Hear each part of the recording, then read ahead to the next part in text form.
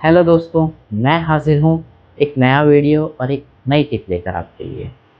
दोस्तों, क्या आपको पता है ओनली 20 तिल रोज़ाना खाने से आपकी हड्डियाँ और जॉइंट्स बहुत ही मजबूत हो सकते हैं।